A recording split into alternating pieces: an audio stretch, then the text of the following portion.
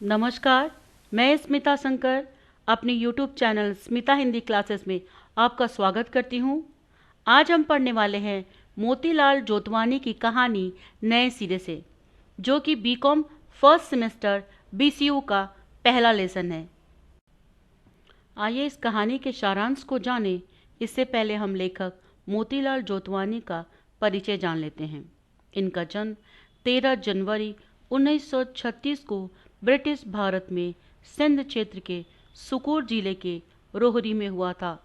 उनका परिवार 1947 के विभाजन के बाद भारत आ गया और दिल्ली में बस गया। स्नातक करने के बाद इन्होंने 1959 में पंजाब विश्वविद्यालय से पत्रकारिता में स्नातकोत्तर डिप्लोमा प्राप्त किया। दिल्ली विश्वविद्यालय से अंग्रेजी साहित्य में अपनी मास्टर डिग्री हासिल की और देशबंधु कॉलेज में व्याख्याता के रूप में विश्वविद्यालय में शामिल हो गए, जहां से वे सिंधी साहित्य में रीडर के रूप में सेवानिवृत्त हुए। उन्होंने प्रसिद्ध सूफी कवि शाह अब्दुल लतीफ भिटाई के काम पर डॉक्टरेट की डिग्री प्राप्त की, यानी कि उन्होंने PhD किया। जोतवानी जी ने अंग्रेजी, हिंदी और सिंधी भाषाओं में 60 किताबें लिखी, जिनमें कविताएं, लघु कहानियां, उपन्यास और निबंध शामिल है। वे सिंधी साहित्य के शब्दकोश के लेखक हैं और शाह अब्दुल लतीफ भिटाई पर एक महत्वपूर्ण अध्ययन Shah Abdul Latif Bhittai his life and work नाम से इन्होंने लिखा है।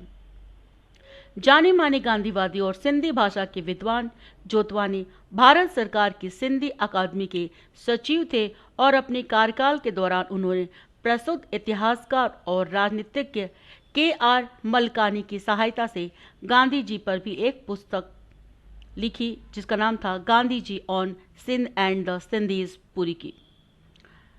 1979 से लेकर 18 तक दौरान इन्होंने Harvard Center for the Study of World Religions के विजिटिंग पोस्ट डॉक्टरल फेलो भी थे और 1984 से 1990 तक दिल्ली के ऑथर्स गिल्ड ऑफ इंडिया के आधिकारिक पत्रिका इंडियन ऑथर के संपादक का भी काम कर चुके हैं। सिंधी एजुकेशन सोसाइटी के स्थापना में भी उनके योगदान की सूचना है, जो दिल्ली में स्कूलों और बाबा ने भिराज सीनियर सेकेंडरी स्कूल और हिमनानी सेकेंडरी स्कूल का प्रबंधन करती है।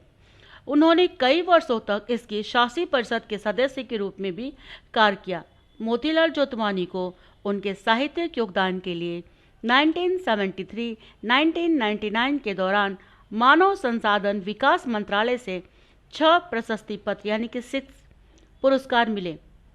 उन्हें क्रमशः 1988 और 1990 में दिल्ली सरकार और उत्तर प्रदेश सरकार से हिंदी साहित्यिक पुरस्कार भी मिले, जो हिंदी अकादमी कृति पुरस्कार, साहित्य अकादमी पुरस्कार और सिंधु रत्न पुरस्कार भी मिल चुके हैं।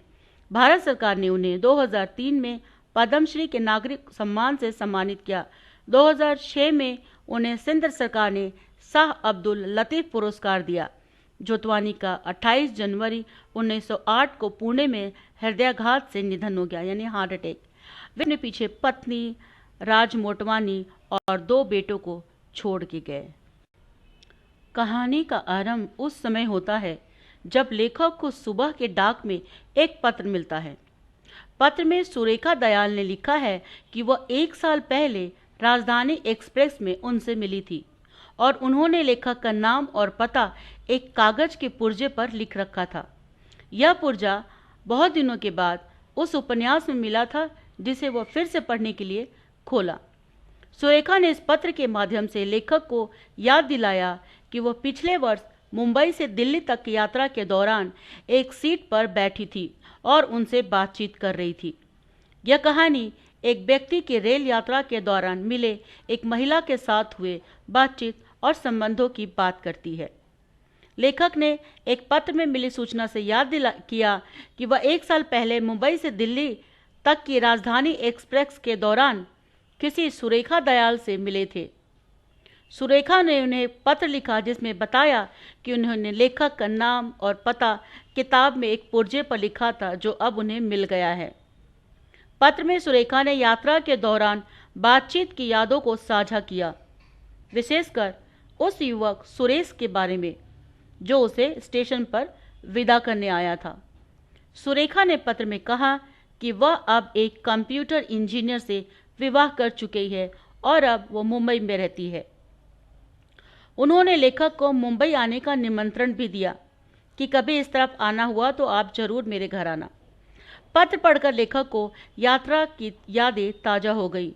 यात्रा के दौरान लेखक ने देखा कि सुरेश ने सुरेखा को स्टेशन पर विदा करने आया था, लेकिन सुरेखा ने लेखक को बताया कि सुरेश ने उसके साथ विवाह नहीं किया है, पर वो साथ रहना चाहती है, जबकि उसने हाल ही में अपने माता पिता के प्रेशर से उसने विवाह कहीं और कर लिया है 2 महीना पहले। सुरेखा के अनुसार सुरेश अब भी उसे प्रेम संबंध बनाए रखना चाहता था, लेकिन उसने अपने रिश्तों को पुनर्भाषित करने की आवश्यकता महसूस की।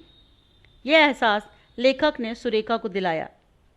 लेखक ने सुरेखा को यह सलाह दी कि वह अपने रिश्ते को नए सिरे से परिभाषित करे और सुरेश के साथ अपने संबंधों की स्थिति को भी स्पष्ट करे। इस तरह से यात्रा के दौरान लेखक और सुरेखा की नॉर्मली बातचीत भी होती है और लेखक जब पूछता है कि वह युवक कौन है जो तुम्हें छोड़ने आया था और लग रहा है कि तुम दोनों का आपस में प्यार है, तो वो बताती है कि मेरा बॉयफ्रेंड है और मुझे छोड़ने आया है। लेकिन समस्या ये है कि हम अभी इस समय बहुत मुश्किल परिस्थिति से गुजर रहे हैं, क्योंकि वो 2 महीना पहले अपने पेरेंट्स के प्रेशराइज करने से विवाह कर लेता है, लेकिन वो मुझसे बहुत ज़्यादा अधिक प्रेम करता है और मेरे साथ भी वह संबंध रखना चाहता है। तब लेखक को बहुत ही आश्चर्य होता है।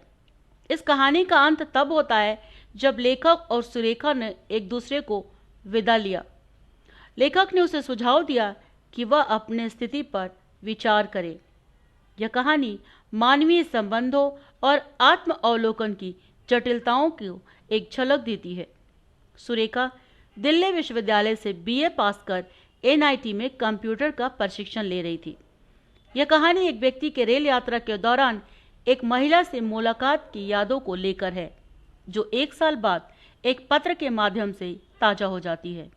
पत्र में सुरेखा ने यात्रा के दौरान की बात याद दिलाई, जैसे कि कैसे सुरेश नामक युवक स्टेशन पर लेखक के लिए अपनी सीट छोड़ कर खड़ा हो जाता है और यह भी बताता है कि वह सुरेश के साथ किस प्रकार की भावनात्मक स्थिति में थी। सुरेश को विदा करने के बाद सुरेखा ने लेखक से कहा था कि उसे अपने रिश्तों को पुनर्भाषित करना होगा। सुरेखा ने पत्र में लिखा कि सुरेश ने एक दूसरी लड़की से विवाह कर लिया है और वह खुद भी अब एक कंप्यूटर इंजीनियर के साथ विवाह कर चुकी है। इसीलिए अब सुरेखा श्रीवास्तव न रहकर सुरेखा दयाल हो गई है। पत्र पढ़कर लेखक को वह पूरी यात्रा की घटना याद आ गई और उसने सुरेखा की बातों को संजीदगी से सोचा। वह समझ जाता है कि यात्रा के दौरान जो बातें हुई थी वे आज सुरेखा के जीवन पर असर डाल रही है। यात्रा के दौरान सुरेखा और लेखक के बीच गहरी बातचीत हुई थी। सुरेखा ने लेखक को बताया कि सुरेश अब भी उससे प्यार करता है, लेकिन उसने हाल ही में विवाह कर लिया है। सुरेखा ने यह भी बताया कि उसके माता पिता दिल्ली में रहते हैं। लेखक ने सुरेखा को सलाह दिया था कि वह अपने रिश्ते को नए सिरे से परिभाषित करे, यानी कि अपने रिश्तों का अवलोकन करे नए ढंग से, क्योंकि सुरेश ने अपने विवाह के बावजूद अपने पुराने रिश्तों को बनाए रखने की इच्छा जताई। तो लेखक की नज़र में वो बड़ा स्वार्थी इंसान लग रहा था कि एक तरफ तो विवाह भी कर लेता है और फिर दूसरी तरफ त्याग किए हुए प्यार को भोगना भी चाहता है। इसके बाद इतना सुनने के बाद लेखक और सुरेखा दोनों सो जाते हैं अपने अपने बर्थ पे और लेखक और सुरेखा जब सुबह उठते हैं तो सब कुछ नॉर्मल था, लेकिन लेखक शर्मिंदगी महसूस कर रहे थे कि सुरेखा पहले उठ जाती है और वो टांगे पसार कर सो रहे थे। वो अब शर्मिंदगी के लिए वो खेद व्यक्त करते हैं। हजरत निज़ामुद्दीन स्टेशन पर आते ही लेखक वहाँ उतर जाते हैं और सुरेखा दरवाजे पर अंकल को बाय बोलने आती है। वो समझ चुकी थी कि उसे अब क्या करना है। वो कहती है कि मुझे सुरेश स्टेशन पर शी ऑफ करने आया था और मैंने उसे अपने शेष जीवन से शो ऑफ कर दिया। कहानी मानवीय रिश्तों की जटिलताओं और व्यक्तिगत अंतर्दृष्टि की गहराई को दर्शाती है। साथ ही यह भी बताती है कि कैसे यात्रा के दौरान की गई मुलाकातें जीवन के कई पहलुओं को प्रभावित कर सकती है। कहानी का अंत उस दिन की विदाई के साथ होता है जब लेखक और सुरेखा ने एक दूसरे से हाथ मिलाकर विदा किया और लेखक ने सुझाव दिया था कि सुरेखा अपने रिश्तों पर पुनः विचार करे। तो ये था कहानी और कहानी का सारांश। और अब देखते हैं एक वाक्य में उत्तर दो या वन वर्ड में। पहला क्वेश्चन है, नए सिरे की कहानी के लेखक का नाम क्या है? मोतीलाल जोतवानी। लेखक किस ट्रेन में सफर कर रहे थे? राजधानी एक्सप्रेस। लेखक ट्रेन में किससे मिले थे? सुरेखा दयाल। सुरेखा के पति क्या काम कर रहे थे? Computer engineer. सुरेखा किस शहर में रहती थी? मुंबई। पत्र पढ़कर लेखक को क्या हुआ? यात्रा की यादें ताजा हो गई। कहानी का आरंभ कहाँ से होता है? पत्र मिलने के बाद। कहानी का अंत कब होता है? जब सुरेखा हाथ हिलाकर लेखक को विदा करती है। सुरेखा कौन सा उपन्यास पढ़ती है? टॉलस्टॉय का अन्ना कारेनिना। सुरेखा को लेखक का पता कहाँ मिलता है? उपन्यास में। सफर कहाँ से कहाँ तक था? मुंबई से दिल्ली। सुरेखा को स्टेशन छोड़ने आए लड़के का नाम क्या था? सुरेश। लेखक ने सुरेखा को किसकी सलाह दी? अपने रिश्तों को परिभाषित करने की। सुरेखा ने कौन से विद्यालय से पढ़ाई की थी? दिल्ली यूनिवर्सिटी। सुरेखा ने कितनी पढ़ाई की थी? बीए। लेखक मोतीलाल जोतवानी को उन्हें पद्मश्री के नागरिक सम्मान से कब सम्मानित किया गया था? 2003 में। लेखक मोतीलाल जोतवानी जी किस विषय में मास्टर डिग्री किया था? अंग्रेजी साहित्य। लेखक कौन से स्टेशन उतरते हैं? हजरत निजामुद्दीन। संदर्भ स्पष्टीकरण देखते हैं।